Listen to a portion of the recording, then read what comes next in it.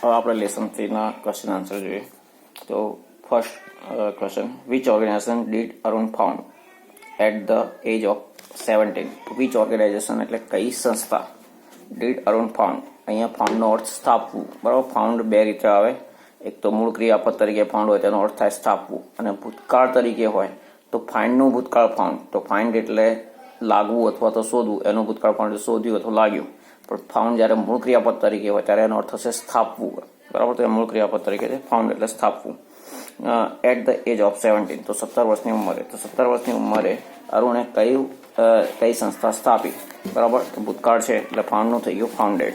તો અરુણ ફાઉન્ડેડ, તો અરુણે સ્થાપના કરી the environmentalist foundation of India, તો EFI. બરાબર, તો પર્યાવરણવાદીઓની સંસ્થા ઓફ ઇન્ડિયા એટલે ભારતની. બરાબર, ક્યારે? એટ ધ એજ ઓફ 17, તો 17 વર્ષની ઉંમરે.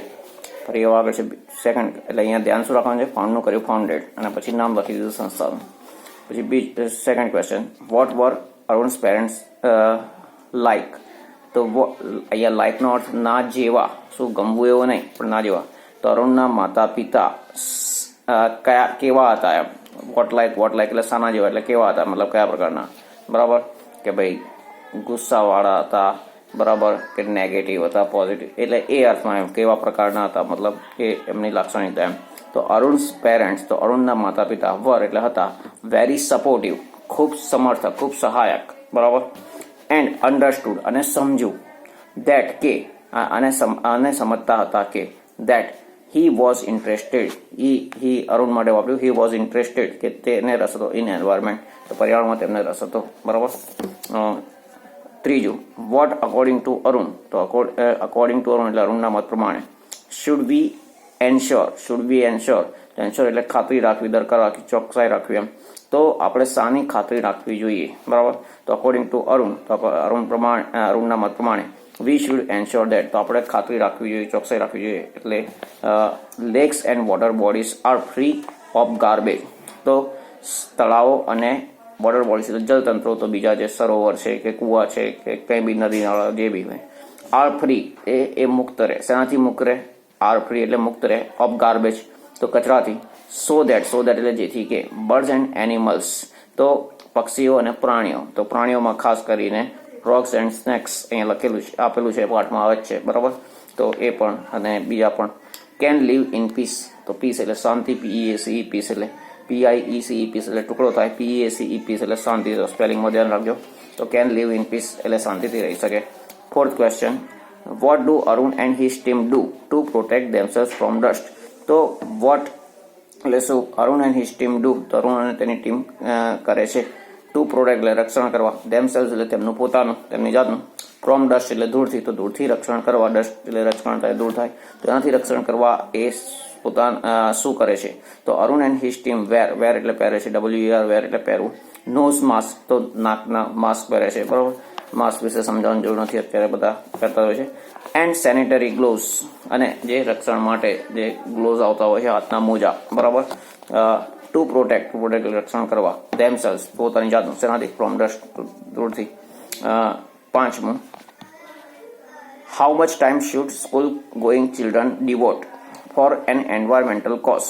તો હાઉ મચ ટાઈમ કેટલો સમય, શુડ સ્કૂલ ગોઈંગ ચિલ્ડ્રન તો શાળાએ જતા બાળકો, ડિવોટ એટલે આપવું, સમર્પિત કરવું, ફોર એન એન્વાયરમેન્ટલ કોઝ તો પર્યાવરણીય હેતુથી, પર્યાવરણીય કારણથી શાળાએ જતા બાળકોએ કેટલો સમય આપવો જોઈએ. બરાબર, ફાળવવો જોઈએ, આપવો જોઈએ, સમર્પિત કરવો જોઈએ. તો school going children should devote, તો શુડ ક્યાં ગયું? સ્કૂલ ગોઈંગ ચિલ્ડ્રન પછી શુડ ડિવોટ, તો ડિવોટ એટલે અહીંયા આપવું. 2 hours તો 2 કલાક on Sunday and 2 hours on Saturday and 2 hours on Sunday, તો 2 કલાક શનિવારે અને 2 કલાક રવિવારે. શેના માટે? તો ફોર એન એન્વાયરમેન્ટલ કોઝ, તો પર્યાવરણ હેતુથી. 6th question, what hurt Arun badly? તો હર્ટ એટલે ઈજા થવી, લાગણી દુભાવી, તો અહીંયા લાગણી દુભાવી અર્થ લખવાનું. તો અરુણ શાનાથી, શું? વોટ એટલે કઈ બાબત એમ, તો કઈ બાબતે અરુણની લાગણી દુભાવી. બરાબર, કે ભાઈ એને ખૂબ એમ લાગી આવ્યું. તો what did he decide then, ત્યારબાદ તેણે શું કર્યું? તો બ્યુટીફુલ લેક, એક સુંદર સરોવર, નેક્સ્ટ ટુ હિઝ હાઉસ, તેના ઘરની નજીક, બરાબર, તેના ઘરના પછી, વોઝ હેવીલી પોલ્યુટેડ, તે ભારે પ્રદૂષિત થઈ ગયું. Leading two spread of mosquito, અને પરિણામ સ્વરૂપે શું અહીંયા લીડિંગ ટુ સ્પ્રેડ, લીડિંગ એટલે એનું પરિણામ આવ્યું, તો પરિણામ શું આવ્યું? ટુ સ્પ્રેડ ઓફ મોસ્કીટોસ, તો મચ્છરનો ફેલાવો થયો. And had turned into an ugly place, and had turned એટલે એ ફેરવાઈ ગઈ હતી, ઈટ એટલે તે મતલબ કે આ જે સરોવર છે તે, ઇન્ટુ એન અગલી પ્લેસ એક કદરૂપ જગ્યા, મતલબ ગંદી જગ્યા, કદરૂપ શબ્દ અર્થ નહીં રહ્યો પણ ગંદી, તો ગંદા સ્થળમાં ફેરવાઈ ગઈ હતી. ધીસ હર્ટ એટલે આ જે ઘટના જે છે એને હર્ટ અરુણ બેડલી, તો અરુણને ખૂબ એનાથી લાગી આવ્યું આ ઘટનાથી, બરાબર. હી ડિસાઇડેડ તેણે નક્કી કર્યું ટુ ક્લીન ધ લેક, સરોવર સ્વચ્છ કરવાનું, with a couple of friends, તો થોડાક મિત્રોની સાથે, બરાબર. પછી છે 7મો question. How did Arun's parents and teachers encourage Arun in his drive for environment, તો હાઉ એટલે કેવી રીતે, did Arun's parents and teachers, તો અરુણના માતા પિતા અને શિક્ષકોએ એન્કરેજ એટલે પ્રોત્સાહિત કરવું તરુણને ઇન હિઝ ડ્રાઈવ, ડ્રાઈવ એટલે એનું કાર્ય, જે બી કાર્ય કરવા નીકળ્યું, જે બરાબર જે મિશન લઈને એક અભિયાન લઈને નીકળ્યું છે, એ અભિયાનમાં એમ કે ફોર એન્વાયરમેન્ટ, તો પર્યાવરણ, તો પર્યાવરણ માટેનું જે અભિયાન હતું, કાર્ય હતું, એમાં અરુણના માતા પિતા અને શિક્ષકોએ કેવી રીતે અરુણને પ્રોત્સાહિત કર્યો, તો અરુણ પેરેન્ટ્સ ઓલવેઝ સપોર્ટેડ હિમ, તો અરુણના માતા પિતા હંમેશા તેને સમર્થન કર્યું, બરાબર. એન્ડ ગાઈડેડ હિમ અને તેનું માર્ગદર્શન કર્યું, ખાલી સપોર્ટ કર્યો, માર્ગદર્શન પણ કરી હતું, આ રીતે કરજે કે તે રીતે, તો ગાઈડેડ હિમ, તો માર્ગદર્શન કર્યું. દે નેવર સ્ટોપ્ડ હિમ, તેમણે ક્યારેય તેને અટકાવ્યું નહીં, શેનાથી? ફ્રોમ ડુઈંગ એટલે કરવાથી, શું કરવાથી? વોટ હી વોન્ટેડ, જે કંઈ તે ઈચ્છતો હતો, શું વોટ એટલે જે, તો જે કંઈ હી વોન્ટેડ તે ઈચ્છતો, જે કંઈ તે ઈચ્છતો હતો એ કરવાથી અરુણના માતા તેને અટકાવ્યો નહીં. અરુણ્સ ટીચર્સ ટોટ હિમ હ્યુમિલિટી, અરુણના શિક્ષકોએ તેને હ્યુમિલિટી એટલે વિનમ્રતા શીખવી. એન્ડ સિમ્પ્લિસિટી એટલે સાદગી, બરાબર. They taught him to keep learning all the time, they એટલે તેઓ મતલબ તેના ટીચર્સ, ટોટ હિમ તેને શીખવાડ્યું, ટુ કીપ લર્નિંગ તો શીખવાનું ચાલુ રાખવું, ઓલ ધ ટાઈમ એટલે બધો જ સમય, બરાબર. 8th question. Why does Arun believe that he is an environmentalist and not an activist, તો વાય શા માટે અરુણ બિલીવ, અરુણ માને છે, ડઝ બિલીવ તો માને છે, બિલીવ ધેટ કે હી ઇઝ એન એન્વાયરમેન્ટાલિસ્ટ, તો તે પર્યાવરણવાદી છે, એન્ડ નોટ એન એક્ટિવિસ્ટ નહીં કે એક આંદોલનકારી, બરાબર. એક્ટિવિસ્ટ એટલે અહીંયા ગાડી શબ્દાર્થમાં કાર્યકર આપ્યું છે કે એવું હતું, બરાબર. તો બીજો અર્થ એનો આંદોલનકારી થાય, તો અહીંયા આંદોલનકારી એ અર્થમાં લઈએ એ વધારે યોગ્ય રહેશે. તો એ પર્યાવરણવાદી છે, નહીં કે આંદોલનકારી નથી.